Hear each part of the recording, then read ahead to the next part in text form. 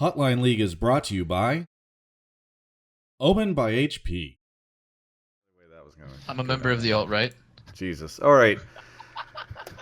We got Posnot gifted a sub to Kobe. Thank you so much, Posnot. Congratulations, Kobe. Jordan resubbed. Great dude. Pass the Owl has subbed. Tyro Joe subbed. And so did Johnny Blade 37. Really I missed appreciate something. it. What's going on? I'll explain it to you later, Mark, when you're older. Kobe's here. Right. Wait, no, Kobe. What do you think? What do you think? Kobe. Blizzard's banning Kobe. people who use Pepe. Kobe. Please don't ask me this. Kobe. Please don't ask me this. Kobe, where are you calling from? Huh? Santa Monica, bro. Oh, nice, Santa Monica. And how's Santa Monica these days? It's great. Great to have you on the show. What do you want to talk about today on the show? I wanted to talk to Doublelift about his lane opponents for their next matchup. Okay. Altec and Adrian. Mhm. So Altec and Adrian during the regular season, big part of their drop off, they kept banning, Zaya Rakan and when everyone else was playing it, and they got smashed by it. And then they decided to sub out Adrian for Papa Chow for a couple games. What do you think? Because now I think they are putting Adrian back in. What do you think are Altec and Adrian's biggest problems as a duo? Like not even including team fights and stuff, just straight up lane phase. Straight up in lane? Well, Yeah. I think everyone's most practiced bot lane overall is Zyra. In LCS, it's Zyrakan, hands down. I think everyone except for them has spammed the shit out of that lane because it's really hard to play. Actually, it looks really face roll because you're just like, oh, I go in with Rakan, but it's actually really tough to play a lot of matchups.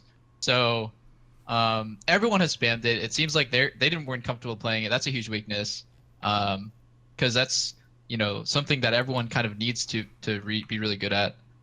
And what else?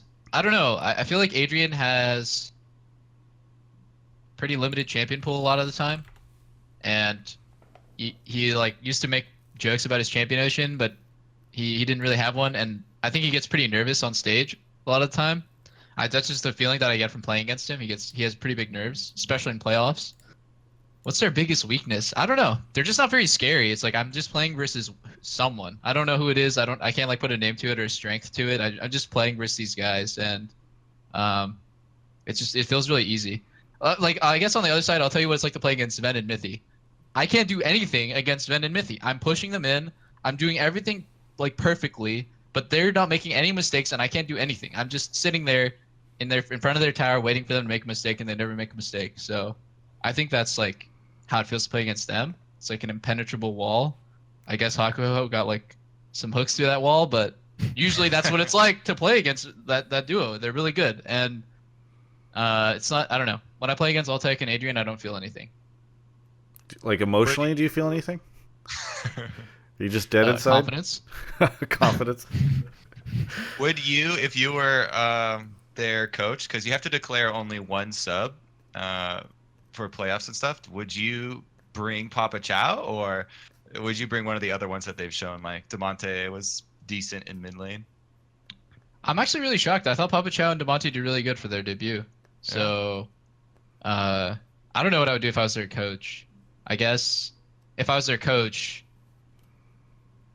I would have been able to fix the problems without making roster changes, or I would have stuck with the roster. I don't know. It seems weird that he flip flopped. It's like he probably did the roster changes because the problems that they had weren't getting fixed, and then maybe he tried to use the roster change as a way to motivate the team, or to get him to agree with him or something.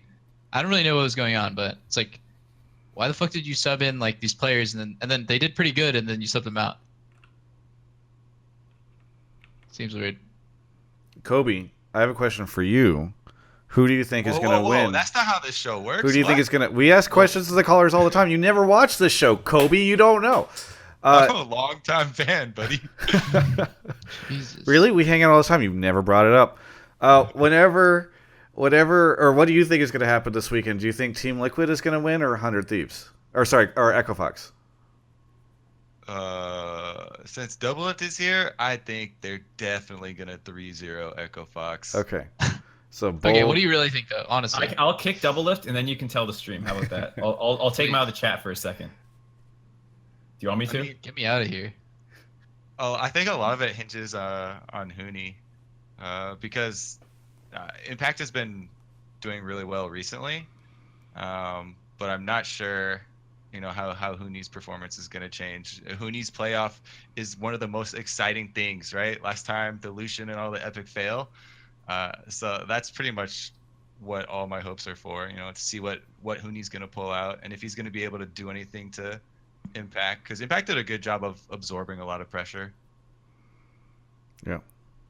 Anything else to talk about before we say goodbye to Kobe? Nope. Okay. Great job, fellas. Love the show. Bye, Keep up Kobe. the good work. Kobe. Are you a subscriber, Kobe?